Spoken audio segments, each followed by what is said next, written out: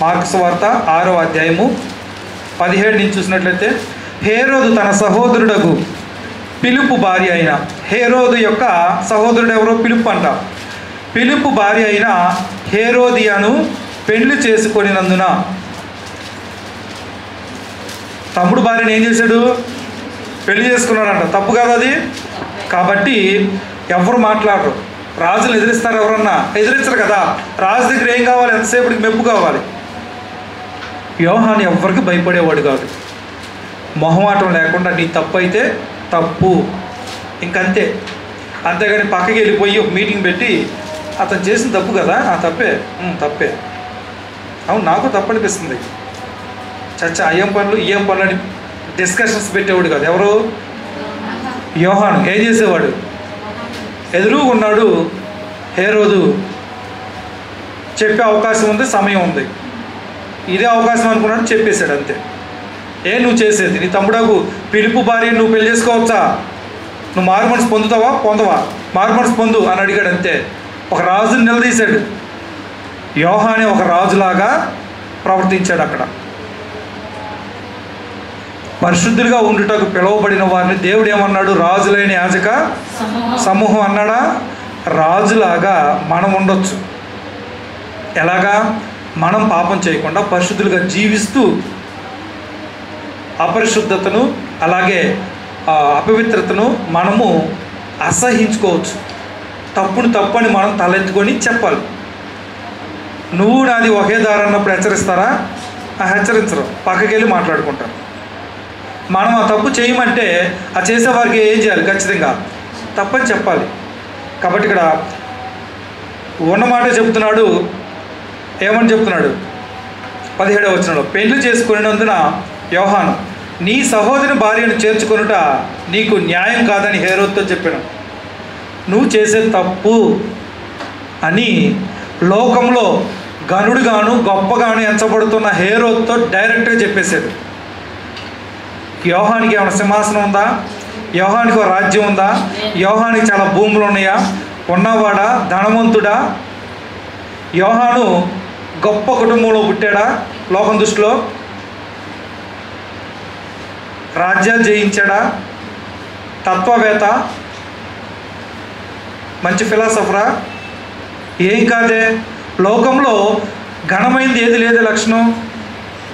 ఈ లక్షణం చాలామందిలో ఉండదు. చాలామందిలో ఉండదు. ఒక మనిషి పాడైపోతున్నా, నాశనం అయిపోతున్నా చూస్తూనే ఉంటారు. డైరెక్ట్గా చెప్పాలి. ఎవరిలో లోపం ఉంటే ఎట్లా చెప్పాలి? డైరెక్ట్గా. ఒక ఉపమానం తీసుకోవడం, లేకపోతే ఒక ఎవరి మీదో ఆపాదిస్తూ చెప్పాల్సిన అవసరం ఉందా? లేదు కదా. మనిషి ఎదురుగా ఉన్నాడు, డైరెక్ట్గా చెప్పేసారు. ఏదైనా సరే లోపం ఉంటే డైరెక్ట్గా చెప్పాలి. చాలామంది ఊరంతా టంబుకు కొట్టి లాస్ట్లో నీ తప్పు ఇదని చెప్తారు కదా. పలానా వ్యక్తి ఇలాంటాడు ఇలాంటాడు ఇలాంటాడు అని చెప్పి ఊరంతా రాష్ట్రాలన్నీ పాగిపోయిన తర్వాత అతనికి అది తప్పు అని తెలిసేసరికి అతని జీవితం అయిపోయింది. క్రైస్తవులకు ఉండాల్సిన లక్షణం మొహమాటం లేకుండా ఇది తప్పు, నువ్వు మారు మనసు పొందని చెప్పాలి. అది వారు గొప్పవారు. అటువంటి గొప్ప లక్షణం యోహానికి ఉంది. ఎదురుగు నిలబడింది రాజా, హేరోదా, లోకంలో గొప్పవాడా, ఇవన్నీ చూసాడా? తప్పు నువ్వు చేసేది అంతే. అది ఒక్కటే తెలుసు యోహానికి చెప్పడం. దేవుని పిల్లల యొక్క లక్షణం పక్కకి వెళ్ళి 10 మందికి చెప్పడం కాదు. చెప్పాల్సిన వ్యక్తికి చెప్పండి. ఆ వ్యక్తి అప్పటి నుంచి ఏం చేస్తాడు? మానేస్తాడా? మానేడా? ఇట్లాంటి లక్షణం మనకుందా? చెప్పాల్సిన వ్యక్తికి ఫోన్ చేసి అని చెప్పొచ్చు, నువ్వు ఇలా చేస్తున్నావు తప్పు అని. వెళ్ళాల్సిన వ్యక్తికి ఫోన్ వెళ్ళదు. చాలా ఫోన్లు బయటికి వెళ్ళిపోతాయి. నీకు ఈ విషయం తెలుసా, నీకు ఈ విషయం తెలుసా అని. అంటే టైంపాస్కి, మీ యొక్క ఆనందాలకి, అసత్యాన్ని అభ్యాసం చేయటానికి, దురాశలు అభ్యాసం చేయడానికి ఆ ఫోన్లో ఉంది. ప్రేమించి చెప్పండి. స్నేహాలు ఉంటే ఉన్నాయి, ఊడితే పోండి. బంధాలు ఉంటే ఉన్నాయి, ఊడితే పోండి. ఏమైపోతే పోనాయి. ఇప్పుడు హేరోదు ఏదో చేస్తాడని ముందే ఆలోచించాడా యోహాను? అసలు రాజుని ఎదిరిస్తే ఊరుకుంటాడా? ఆలోచించాడా ముందుగానే? తర్వాత ఏం జరిగిందో దాని పర్యవసానం ఏంటో యోహాను ఆలోచించలేదు. ఎంత పొగరు యోహానికి అనుకొని ఉంటాడు. లోకం దృష్టిలో అది పొగరు, దేవుని దృష్టిలో అది మంచి నీతి క్రియ. ఒక వ్యక్తి యొక్క లోపాన్ని అతనికే చెప్పడం అనేది ఒక నీతి క్రియ, ఒక మంచి పని చేశారు మీరు. మారు మనసు పొందితేనేమో నీకు థ్యాంక్స్ చెప్తాడు. తన జీవితం మార్చుకొని వ్యక్తి అయితే నీకు శత్రువు అవుతాడు, నీకు శత్రువు అవుతాడు. నీకంటే పెద్ద శత్రువు ఇంకెవరు ఉండరు ఇంకా అలా చెప్పినందుకు. వాక్యం కూడా అయితే మనం వినేటప్పుడు కొన్ని మన కోసమే చెప్పినట్టు ఉంటాయి, ఆరాధనలో కానీ బైబిల్ తరగతుల్లో కానీ. ఒక్కోసారి బాధ వేస్తూ ఉంటుంది, నా గురించి బ్రదర్కి ఏమైనా తెలుసా ఏంటి, అచ్చంగా ఎవరు చెప్పినట్టుగా చెబుతున్నారు అంటారు. ఏం కాదు, మనుషుల హృదయాలు దేవునికి తెలుసా తెలీదా? వాక్యం చెప్తుంది మనం మనుషులకే కదా. మరి దేవుడు మనుషులకు రాయించినప్పుడు మనం మనుషులు అయినప్పుడు మనకు తగిలినట్టుగానే ఉంటాయి, అన్నీ మనల్ని హెచ్చరించినట్టుగానే ఉంటాయి. హెచ్చరింపబడినందుకు సంతోషపడాలి కానీ పూర్తిగా నా గురించి తెలిసినట్టు చెప్పారు బ్రదరు, ఏదన్నా ఉంటే నాకు చెప్పొచ్చు కదా, వాక్యం ద్వారా చెప్తున్నారంటే డైరెక్ట్ నాకే చెప్పొచ్చుగా అనుకుంటారు. నాకు ఎవరి గురించి ఏమీ తెలియదు, నేను ఎవరినన్నా ఫోన్ చేసి పలానా వాళ్ళ గురించి చెప్పమని నన్ను అడిగానా ఎప్పుడన్నా? నాకు సరదాగా చాడీలు చెప్పమని నన్ను ఎవరికైనా ఫోన్ చేశానా? నాకేం తెలీదు. కానీ మనుషుల మనస్తత్వాలు ఎలా ఉంటాయో దేవుడు చెప్తున్నాడు. లోకంలో ఎలా ఉంటుందో, సంఘంలో ఎలా ఉంటుందో దేవుడు ఆల్రెడీ చెప్తున్నాడు. కీర్తన చదవడం తెలిసింది బాగా.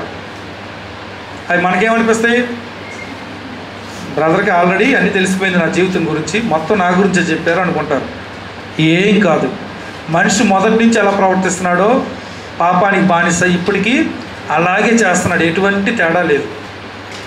2000 సంవత్సరాల క్రితం కొండిగత్తులు ఉన్నారు, అప్పుడు ఎప్పుడు ఉంటారులే. రాసినప్పుడు బైబిల్ రాసినప్పుడు, కొత్త నిబంధన రాసినప్పుడు ఏ కొండిగత్తులు అప్పుడు ఉండి ఇప్పుడు మానేశారా? కొండిగాండ్రు అప్పుడు ఉండి ఇప్పుడు మానేశారా? అది దేవుని వాక్యం ఎల్లప్పుడూ నిలుచును. మనుషుల యొక్క లోపాలు అప్పుడు అలాగే ఉన్నాయి, ఇప్పుడు ఇలాగే ఉన్నాయి, ఇప్పుడు ఇలాగే ఉన్నాయి. ఎవరైనా చాడీలు చెప్తుంటే ఏం చెప్పాలి మీరు? నేను నీ పక్కనే వినాలా? ఫస్ట్ 2 పక్కలు వినాలా? చాలామంది ఒక పక్కే విని మనసు పాడు చేసుకుంటారు, ఒక పక్కే వింటారు, రెండో పక్క వినరు. ఇంకా ఎందుకని రెండో పక్క వినరంటే రెండో పక్క వాళ్ళంటే ఇష్టం ఉండదు కాబట్టి. అవునా కదా? మంచి మనసున్న వ్యక్తులు 2 పక్కలు వింటారు. నువ్వు చెప్పావు కదా, నేను వారిని కూడా కనుక్కొని చెప్తానంటే అడగమాకండి అంటారు. ఎందుకని? అబద్ధాలు చెప్పారు కాబట్టి. వారిని అడగొద్దు, మళ్ళీ అబద్ధాలు చెప్పు. కొండిగత్తెలు. ఇలా లోకంలో మనం భ్రష్టులమయ్యే ప్రమాదం ఉంది. లోక స్నేహము దేవునికి వైరం. లోక స్నేహం చేయొద్దు. ఎక్కువ మంది స్నేహితుల వల్ల ఒరిగేదేమీ లేదు. చాలా తక్కువ మంది స్నేహితులే ఉండాలి, ఎక్కువ మంది స్నేహితులు వద్దు. దేవుని పిల్లలు చాలా తక్కువ మంది, మనకి స్నేహితులు కూడా తక్కువ మందే ఉంటారు. ఎక్కువ మంది ఎక్కడి నుంచి వస్తారు? నువ్వు కలుపుకుంటే తప్ప. అది చూడండి, 19వ వచనం కాదు 17వ వచనం. హేరో తన సహోదరుడు పిలుపు భార్య అయిన హేరోది అని పెళ్లి చేసుకున్నందున యోహాను నీ సహోదరు భార్యను చేర్చుకుంటే నీకు న్యాయం కాదని హేరోద్తో చెప్పిన కనుక ఇతను ఆమె నిమిత్తం యోహాను పట్టి తెప్పించి చెరసాల్లో బంధించి ఉండెను. ఎవరి నిమిత్తం? ఎవరు కోపం వచ్చి ఉంటారు చెప్పండి? ఇక్కడ ఖండించటంతో ఇతడు ఏం చేశాడు? ఆమె నిమిత్తం అంటే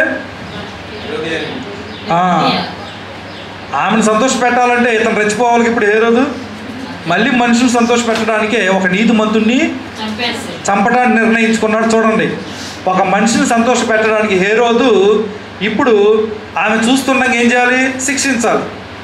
ఏ నీతో చూడండి. చాలామంది మనుషుల కోసమే బ్రతుకుతారు. మనుషులు మనతో ఎల్లప్పుడూ ఉండరు. మీ అవసరాలు అక్కర్లు తీర్చేది మనుషులు కాదు, దేవుడే అన్న విషయం గుర్తుపెట్టుకోవాలి. మనుషుల్లాగానే చూడండి, మానవత్వంగా వారికి సహాయం చేయండి తప్ప మనము వారి మార్గాల్లోకి వెళ్ళకూడదు. చెరసాల్లో బంధించిండెను. హేరోదియా అతని మీద పగబట్టి అతని చంపింపగోరెను, కానీ ఆమె చేత కాకపోయాను. ఎందుకనగా యోహాను నీతిమంతుడును పరిశుద్ధుడు నాకు మనుష్యుడని హేరోదు ఎరిగి అతనికి భయపడి అతని కాపాడుచూ వచ్చెను. మరియు అతని మాటలు వినినప్పుడు ఏమీ చేయను తోచకపోయినను సంతోషంతో వినుచుండెను. అయితే తగిన దినమొకటి వచ్చెను. ఎట్లనగా హేరోదు తన జనన దినోత్సవం మందు తన ప్రధానులకును సహస్రాధిపతులకును గలిలయ దేశ ప్రముఖులకును విందు చేయించెను. అప్పుడు హేరోదియా కుమార్తె లోపలికి వచ్చి నాట్యమాడి హేరోదును అతనితో కూడా పంతిని కూర్చున్న వారిని సంతోషపరిచిన గనుక రాజు నీకు ఇష్టమైనది ఏదైనాను నన్ను అడుగుము, నేను నీకు ఇచ్చేదనని ఆ చిన్నదానితో చెప్పాను. మరియు నీవు నా రాజ్యంలో సగం మట్టుకు ఏం అడిగినా నీకు ఇచ్చేదనని అతడు ఆమెతో ఒట్టు పెట్టుకొనెను. గనుక ఆమె వెళ్ళి నేనేం అడిగేదనని తన తల్లిని అడగగా ఆమె బాప్తిస్మిచ్చు యోహాను తల అడుగమనను. వెంటనే ఆమె త్వరగా రాజు వద్దకు వచ్చి బాప్తిస్మిచ్చు యోహాను తల పల్లెంలో పెట్టి ఇప్పుడే నాకు ఎప్పింప కోరుచున్నానని చెప్పాను. రాజు బహుగా దుఃఖపడిన గాని తాను పెట్టుకున్న ఒట్టు నిమిత్తము తనతో కూర్చుని ఉన్న వారి నిమిత్తము ఆమెను ఇయ్యను అననొల్లకపోయాను. వెంటనే రాజు అతని తల తెమ్మని ఆజ్ఞాపించి ఒక బన్రోతును పంపాను. వాడు వెళ్ళి చెరసాలలో అతని తల కొట్టి పల్లెములో అతని తల పెట్టి తెచ్చి ఆ చిన్నదానికి ఇచ్చెను. ఆ చిన్నది తన తల్లికి ఇచ్చెను. యోహాను శిష్యులు ఈ సంగతి విని వచ్చి శవమును ఎత్తుకొని పోయి సమాధిలో ఉంచిరి. దేవుని దృష్టిలో గొప్పవాడుగా ఉండుటకు దేన్ని సైతం లెక్క చేయలేదు యోహాను.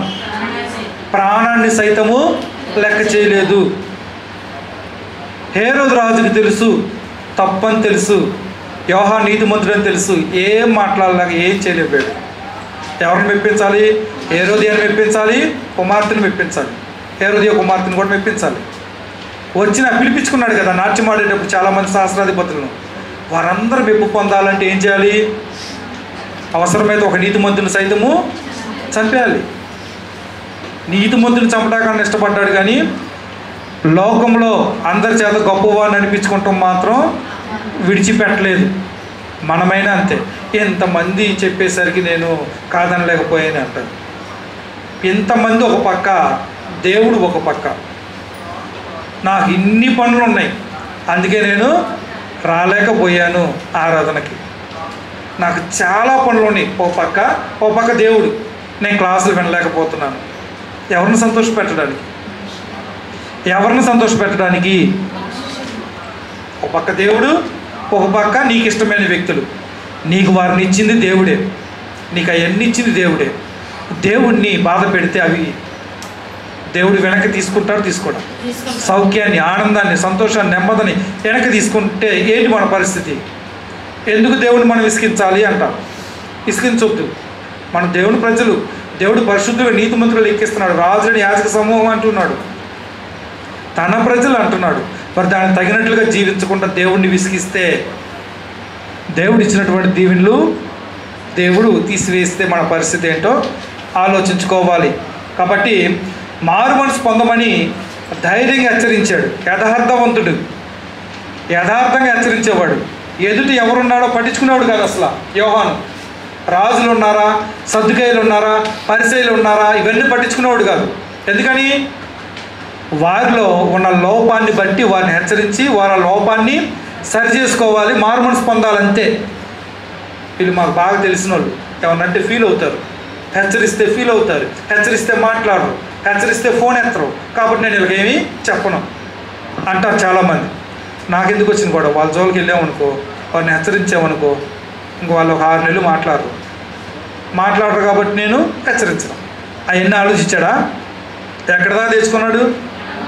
ప్రాణాన్ని విడిచిపెట్టడానికి కూడా వెనుకాడలేదు యోహాను.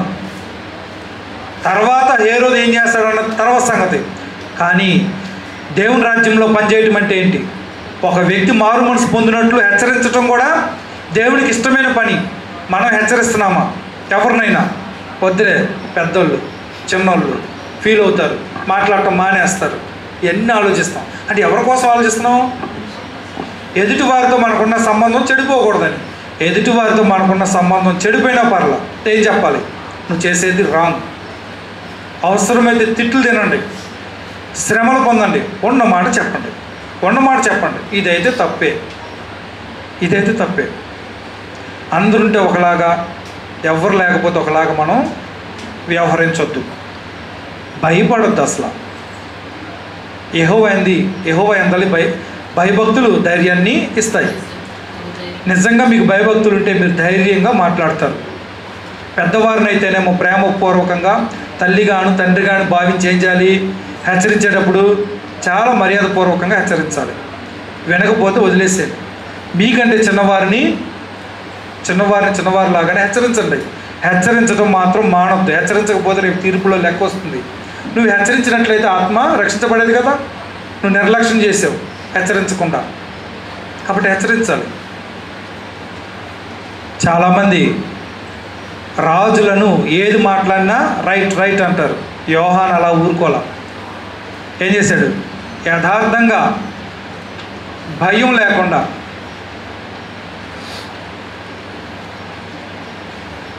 హేరోదును హెచ్చరించాడు. ఈ హెచ్చరించేటప్పుడు ఎవరు రాజులాగా ఉంటారు? యోహానే రాజులాగా కనిపిస్తున్నాడు. ఇక్కడ యోహానే రాజులాగా కనిపిస్తున్నాడు. యేసుక్రీస్తు వారు మాట్లాడేటప్పుడు కూడా చూడండి.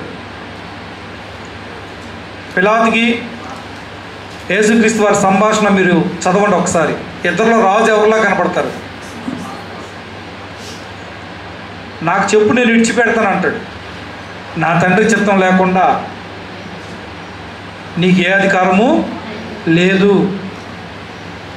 నేను రాజునే.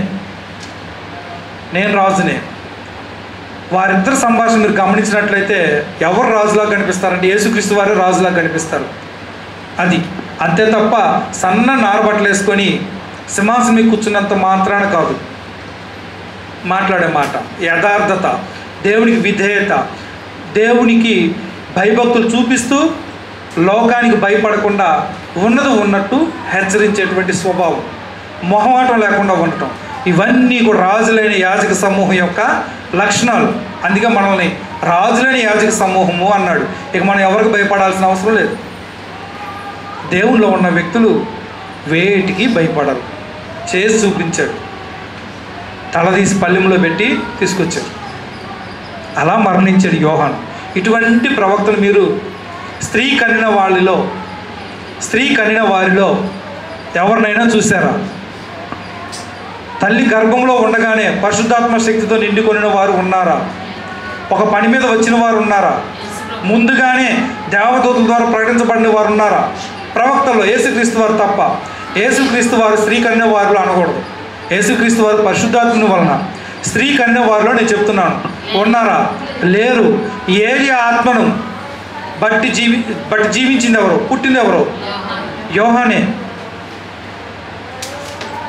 ఏలియా ఆత్మతోను శక్తితోను జన్మించాడు యోహాను. ఇన్ని ప్రత్యేకతలు ఉన్నాయి. ఈ ప్రత్యేకతలన్నీ లోకంలో వ్యక్తులకు ఉంటాయా? ఒకటన్నా చెప్పండి.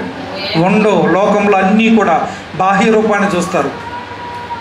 వారికి ఉన్నటువంటి వస్త్రాలు చూస్తారు, వారికి ఉన్నటువంటి ధనాన్ని చూస్తారు, వారికి ఉన్న మాట తీరు, మాటకారితనము, వారికి ఉన్నటువంటి చదువు, వారికి ఉన్నటువంటి బంధు బలగం, ఇవన్నీ గొప్ప లోకంలో. కానీ దేవుని దృష్టిలో అవి గొప్ప ఏమీ కాదు. దేవుడు బాహ్యమైన వాటిని లక్ష్యం ఉంచడు. హృదయాన్ని లక్ష్యం ఉంచి వాటిని బట్టి దేవుడు గొప్పవారుగా పలుకుతాడు. అలాగే యేసుక్రీస్తు వారు సొలొమోను కంటే నేను గొప్పవాడిని అన్నాడా లేదా? యేసుక్రీస్తు వారు గొప్పవారు. యేసుక్రీస్తు వారు అందరికంటే గొప్పవాడు, అందరికంటే. కాబట్టి ఏ విషయంలో దేవుడు గొప్పవాడు అంటున్నాడో గమనించండి. దేవుని రాజ్య సంబంధమైనటువంటి పనిని చేసేవాళ్ళు, దేవుని రాజ్య సంస్కృతిని పెంచుకునే వాళ్ళు, ఆత్మీయంగా ఎదిగేవారు, దేవుని రాజ్యంలో అల్పులైన వాళ్ళు తమను తాము తగ్గించుకుంటూ ముందుకు సాగేవారు, వీరందరూ దేవుని దృష్టిలో గొప్పవారు. ఇటువంటి గొప్పవారిని దేవుడు నిర్లక్ష్యం చేస్తాడా? అన్నీ చూసుకుంటాడా? ఆయన అన్నీ చూసుకుంటాడు. దేవుడే గొప్పవాడు అన్నాడంటే గొప్పవైన వాటిని ఎలా చూసుకుంటాడు? బాగా చూసుకుంటాడు. కానీ మనం గొప్పవారం కాకుండా ఉండినట్లు మనం ఏం చేస్తామంటే అర్థం మానేస్తాం, క్లాసులు మానేస్తాం, రాత్రి భోజనం పాలు పంచుకోం. దేవుని దృష్టిలో ఎలా ఉంటావు? గొప్పవాడిగా మాత్రం ఉండవు. మరి గొప్పవాడిగా ఉండకపోతే దేవుని దృష్టిలో దేవుడు మిమ్మల్ని దీవిస్తాడా? కష్టాలు పోతాయా? రోగాలు పోతాయా? ఇబ్బందులు పోతాయా? ఇంకంతే. మన జీవితం మనకే నచ్చదు ఇంకా.